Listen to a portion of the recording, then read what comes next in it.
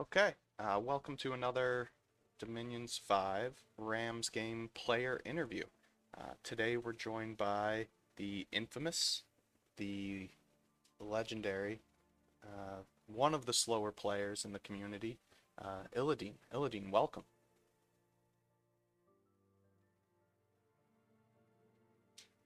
Did we lose you? Hey, sorry, how's it going? It's going well. Um, as you know, you're participating in the Rams game. We've been doing some interviews with various players and wanted to speak with you. Start off by maybe getting a little background on yourself.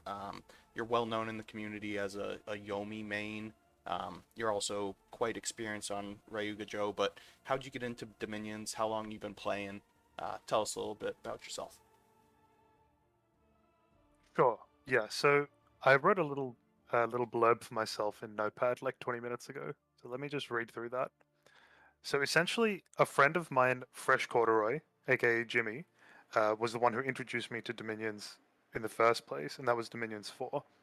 Um, we played that together with like 4, 5 other friends, but Jimmy and I were the ones who were like the most experienced. And we did a few multiplayer games together, like little blitzes where we'd all be in Discord and like help design each other's gods and stuff like that. Put a couple AI in. But whenever we did those games, people would lose their expansion armies or lose their profits and like want to restart. So like Jimmy and I ended up actually joining a few games through Llama server. So we'd find games in the Steam multiplayer uh, forums, and then those games would play out on Llama server. And those were like such tedious times. I remember like having to email and like obviously I'm a slow player, so like I'd email like late and sometimes the turn like would go through just before I got my email off, and it was horrible.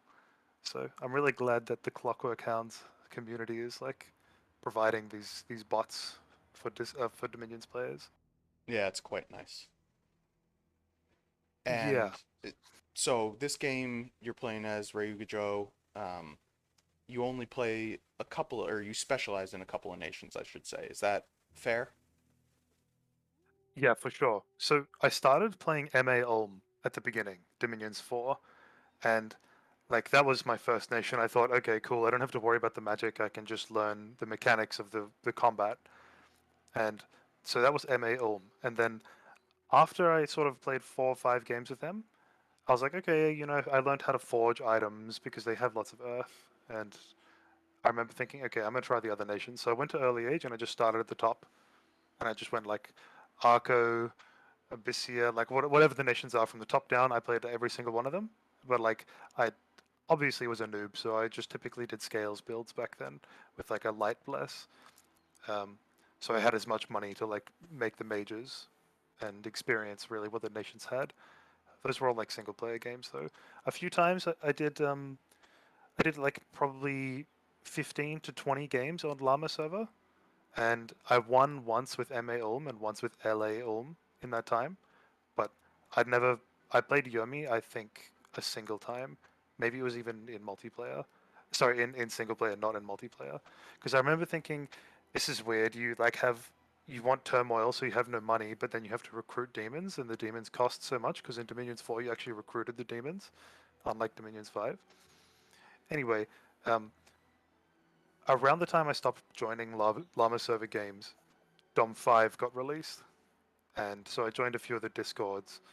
And in fact, at that time, it's quite funny. I actually sent the monolith picture um, for the what's it called, Dominion's Game Hub server, and originally it didn't have a transparent background, so I just like edited my own screenshot of a monolith and sent it to the server organizer, who I was like playing a disciples game with at the time.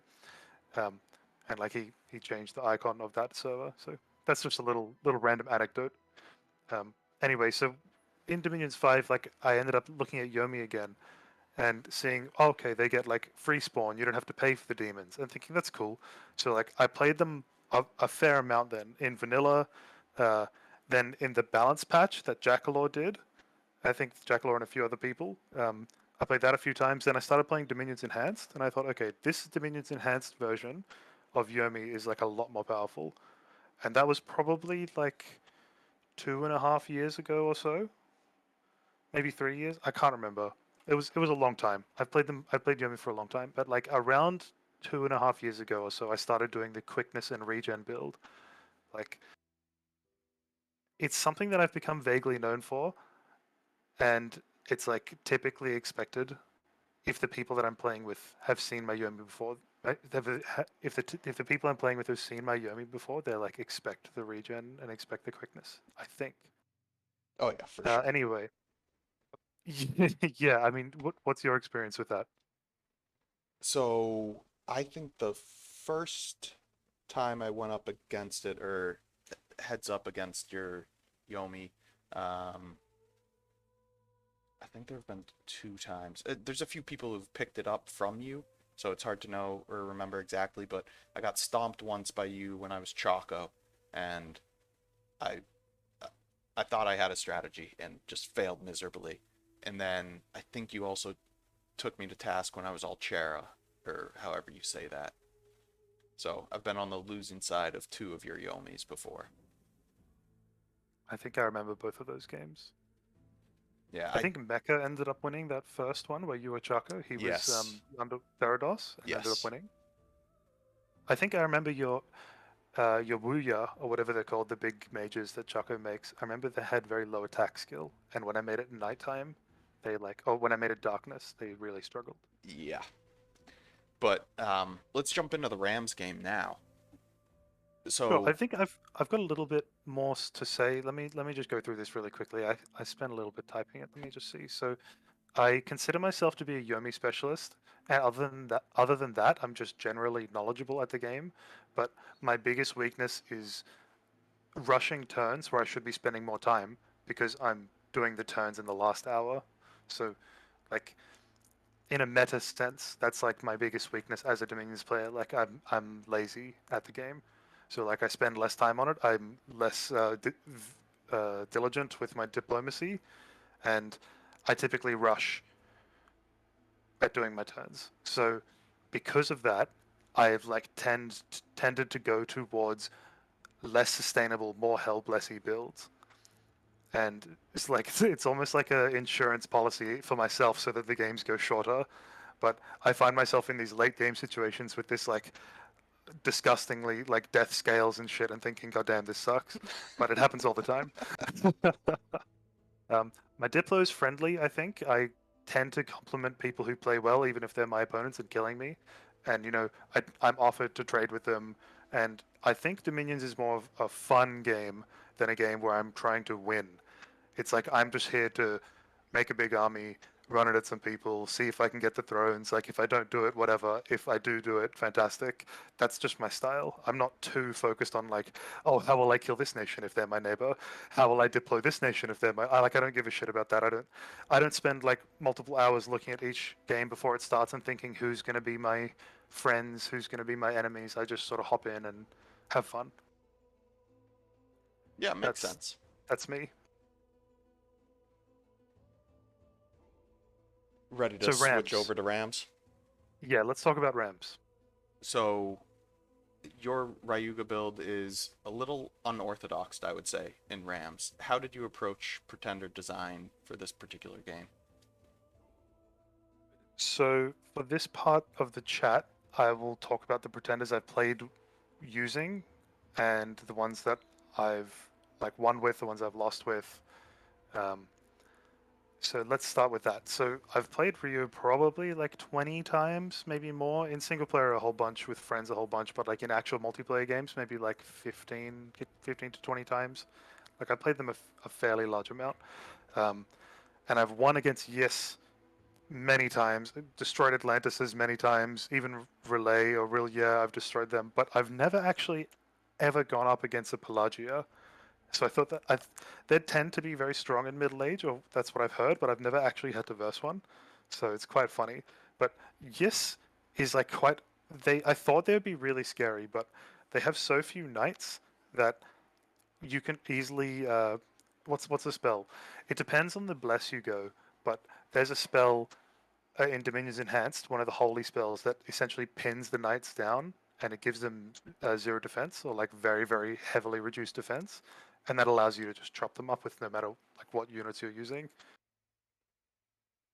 But yeah, like I've also lost to yes, I've lost to Atlantis. I've been mind blasted by the relays. So, like I've definitely had some good victories and some heavy losses. So one of the most notable losses that I had was against a Yis who made the Terror of the Deep or whatever. It's the same god that I'm using in this game.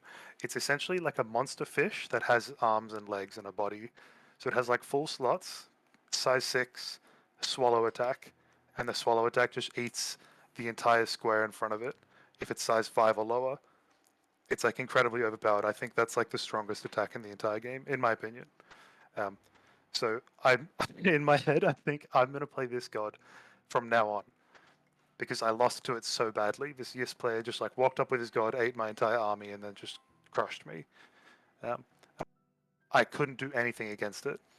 So since then, I've like decided I'm a big fish enjoyer. Let me see. Let me actually open up the game and let's have a look at what's happened. So I think we chatted briefly yesterday, and it was turn 20, and that was when my forts were all about to be ready. Yep, it does look like you leveraged the Pretender to successfully take a throne this past turn. Yes, yeah. So that pretender is incredibly strong. Let's actually chat about him. So do you want to do you have a picture of it right now, Yeah, or do you I've want me got to the maybe? no, I've got You've the got a turn pulled up, and yeah, I'm in the throne fantastic. fight. Okay. Yeah. So this god is like it's notable because of the things I mentioned earlier, but also it has base magic res 20, which is very good, and that is also very very high. And with the 8 earth paths that I've got, it's even higher. Essentially like invincible to like regular hits. I actually finished watching this fight and thought, how did he get wounded? But it was from poison damage, which is quite funny. But yeah, I don't think this thing loses to many things. It probably will lose to Soul Slay. It'll lose to getting paralyzed outside of my dominion and then getting slashed down. Like I've tested the battle against Relay with their Meteor Guards and Illithids, and my god wins if it's in my dominion, but it's like pretty much a free loss if I'm in enemy dominion. I'd probably have to have like a decent sized army there to catch all the enemies while the god like gets stunned and then comes out of stun and casts regen on himself. So it's like a mission really. But in my dominion, he's like invincible. So you'll see next turn I'll move down and take this heavy cavalry province. And yeah, so let's actually start talking about Rams. The game itself has been quite quite chill for me. Like at the very start of the game, like when you release the map, I thought whoever's in the middle of the pond is like the most unlucky player in existence because now they're just automatically getting 3v1'd. Um, even the guy playing at Stellan actually sent me a message, and I felt so bad I didn't even respond because like I knew we're just automatically at war. Like there's no point in really even even sending a response here. Um, but yeah, so I attacked his province 64 randomly around like turn 12 or something. I can't remember, but it was because he was building a fort, and I just wanted to like sort of piss him off a bit. And then at the same time, I messaged Atlantis and Yes and was like, hey guys, we're all killing Relay, let's go. And they both were like, sure. So it's all going down. I expanded into my pond. I expanded a tiny bit into Shinuyama's land on that coast. I shouldn't have let TC get that farm at 11. Probably even 19 as well. I could have definitely been aggressive with. That is pretty close to his cap though. Um, but 11 is definitely too close to me. So once my god is like spread Dominion a little bit around this area, once I've got Dominion there, I'll send him a message, a bit of heavy-handed diplomacy. Just say, hey man, I'm coming for that fortress. I don't want to war you, but I want the fort. I'll just send him some sort of message like that and see how he responds. And then you took a relatively unorthodox bless. Walk us through those design choices. Sure. So this bless, the fish has got water death to start with. I think it's water 2, death 1. Can actually just check real quick. No, it's actually Water 1, Death 2, I think. Um, anyway, I wanted to have regen because I like regen. It's nice to have. It counters like poison stuff. It counters. It's good if you have multiple shapes. It's just like it lowers your afflictions. I really like regen, so I just put regen on it. Um, then I set my scales to like what I know is possible, where essentially uh, I've got death, misfortune, drain, but my production scales are neutral order and +1 productivity. And like with I think 5 or 6 candles, I think it's 6 candles, and like with those scales, you can produce your sacreds in like pretty solid number for like the entire game. Like in the Mortal Realms game, I've got the same thing happening where my cap is down to like 15,000 population, but I'm still making like 8 samurai and a dragon every turn, and that's plenty. You don't really go higher than that, and that's because you've got the decent amount of production scale. Sorry, the decent amount of neutral order. If you went turmoil, you lose your recruitment points too quickly. Um, anyway, so I've got cold res +10 and the chill aura. So that's the. I think that's probably the strangest part of this bless, but it's like kind of bad for my sharks and my crabs because they don't get it and they get frozen. But it's cool because I take cold scales as Ryu and sort of get the free money, and it's good against people who aren't prepared. I think cold res is like the least taken elemental resistance bless. At least that's my experience. And what else? I slapped fortitude on there because I thought it was cool. And fortitude is a buff you can't really get on your guys very easily, and it has even more value when you have multiple shapes and you're regenerating. So slap the fortitude there. We got chill aura, we got fortitude, we have regen, and then with the death points, I have undying +2. So I put 2 points into Undying, and that's four points of health worth of Undying. Sorry, I said that in a strange way, but it's even more value because the guys have 2 shapes. So my Sacreds and my Dragons will both have like essentially 8 extra hit points from the Undying, and then I took half dead as well because I have such bad scales, and I have like big fish guys or big shark guys, and like I typically have like relatively big armies, and I don't like when my units get diseased, so half dead is like a little buffer against that.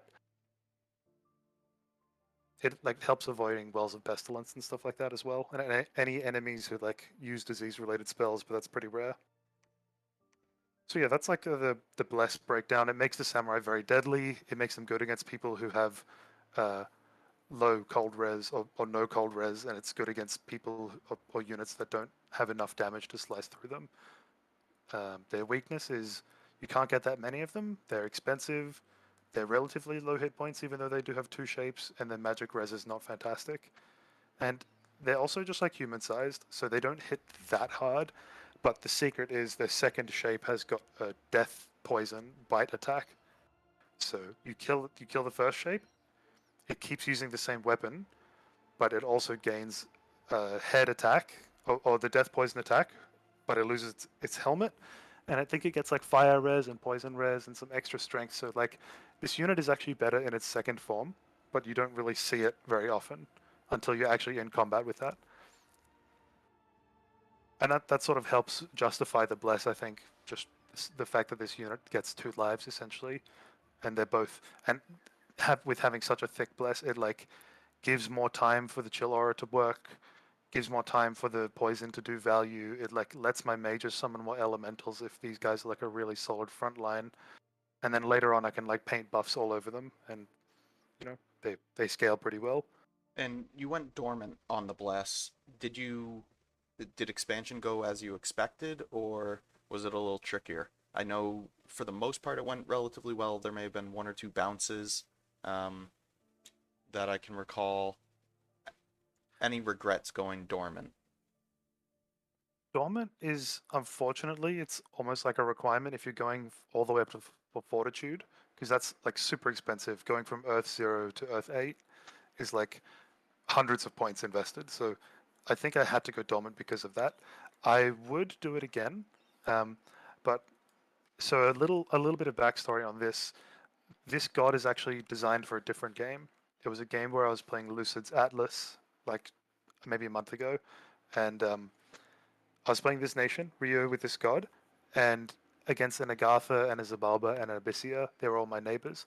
And I had killed all three of them and had all their capitals. It was around turn 50. And suddenly one of my neighbors just like did a throne rush, took 4 thrones in one turn and ended the game. And so since then, I've always thought, damn, in my next Ryu game, I'm going to play that same god and I'm just going to do the same thing. And so that's this game. So I didn't go into Rams and think, okay, I'm versing multiple underwater nations. I'm going to have a big pond. It's going to be a knife fight. I didn't go into it thinking that at all. I just went in thinking I'm putting my god from this other game in here because I really want to try this god out and try this build out because I got to like a really good point and then the game just like ended suddenly. So I sort of wanted to do that again. Um, And then you mentioned some diplomacy with your other pond friends to gang up on Rely, but it looks like as of now, you have not committed much to that war, and you're allowing the others to, I guess, weaken Rely. Is that just the way things worked out with where armies were positioned and how Dominion was spreading and not being able to push in, or is that a little bit of getting others to do the heavy lifting for you? no, it's definitely more me just misplaying. Like the Dominion not being in there is definitely a factor, and the positioning of the armies is definitely a factor. But there was a tense diplomatic situation with Shambhala, and Relay was sort of positioned in such a spot where like I didn't really want to move my god into their land because no matter what, I wouldn't have my bless up on the god, and then he dies. So I sort of just stood there on 38, I think, around that area, and held back both enemies, and sort of just spread some dominion there as well, which was like a another little bonus. You can see on 38, I've got 5 candles right now, so it's like a decent commitment of uh, my god's time, but um, I think it was relatively. I think it was worth it. I think like I got the throne the next turn. I'm gonna get this province at 37, this farmland. So I think it's okay. I will be moving into relay this turn as well into 64 and possibly 68 as well. I'll probably split. Oh no, I can't split that army up. I'll maybe send a dragon into 68.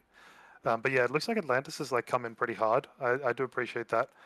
Um, he he had a big army down here, like 40 illithids or so, and like 50 meteorite guards, and that I think was like a relatively decently large percentage of his entire army. Like I know he's probably got like a bunch more illithids now, or maybe he's already lost them, but he's got he had a lot of commitment down here for a long time, and he didn't gain anything. He just lost a fortress that was being built, and now he's like finished building the palisade just in time for me to come take it. So it's very kind of him. And then, assuming the this war goes as it looks like, and it's wrapped up within, let's say, the next 4, 5 turns or so, what's next for you? I would want to try and get like 53, 67, 71. Like I want to take that row of provinces. I'd leave the cap and I'd leave 106 for Atlantis though, because he's done the lion's share of this, so he gets the majority of the loot. Um, but if he doesn't agree to that border, I'll have to try and muscle him for it. I'm not really afraid of Atlantis until they build their until they recruit or summon their monster fish. Those monster fish are essentially like my god, except you can just summon them and they don't have gear. But it's got the same swallow attack, which is incredibly overpowered against Ryu. Because my whole thing is my dudes are small but incredibly tanky, so the monster fish coming and swallowing them just negates all that tankiness. So if he rushes Conjuration 6 or whatever it is and gets those, I'll be in a tough spot. But until then, I can easily bully Atlantis like no matter what he's fielding. I'm pretty sure. And then it does look like a number of your palisades have started popping up. Um, any aspirations or plans to um, move on to land in other spots? You mentioned potentially TC has that farmland that's relatively close to your capital. You're up near Shamba. Now you're up near Asphodel, um, around Shinu Yeah, as well. yeah, you're right. I think my land aspirations are mainly just that coast to my east and to my north. I'll be getting that whole coast. Um, I'd probably leave 19, but I'm definitely going to go for 11. Um, maybe even 43. Like, it's still independent. But in terms of Shinu, I'd probably give him this lake back, but he'd have to message me first. I know it's really close to his capital, but I am an underwater nation and I can bully him. So it is a 15,000 population lake, so I think I will just sit on it. But after relay is done, it's Phaisha is the next target because they are just like sandwiched between Atlantis and I again, and I'd probably do the heavy lifting here and claim their capital, and hopefully Atlantis helps take the southern coast there and like puts a bit of stress on them. Yeah, I mean they don't have any underwater capability, so I'm not too scared. Is this game made with that mod? The Yes. Bluefire? It is, okay. So that does make the underwater capability a bit better, doesn't it? Yes, Let's and it have a look. also nerfs water elementals a bit. I think it That's fine. drastically reduces their regeneration. I think they have 5% regen. It looks like all of his mages have got water, actually. Yeah, okay. Like every single mage's got water on it. So he's actually kind of a threat now. And then you Yeah. mentioned you lean into the Hellblast. Obviously, we've seen your scales. Are you planning to end the game as quickly as possible, or as quickly as reasonably possible, or are you interested in testing this build out into the late game? Like I said earlier, I'm more of a player who's here to play for fun. I'm not necessarily going to win every single time. Like that's my strategy isn't go for thrones and win. My strategy is like build up a huge ass army and like fight people with dragons and shit. I'm just here to have fun. So that I'm definitely not like I make the Hellbless and then I just live with it. I don't really try and leverage it that hard. At least I haven't in this game. And I think that's obviously due to the fact that I'm like a low commitment sort of player, at least these days.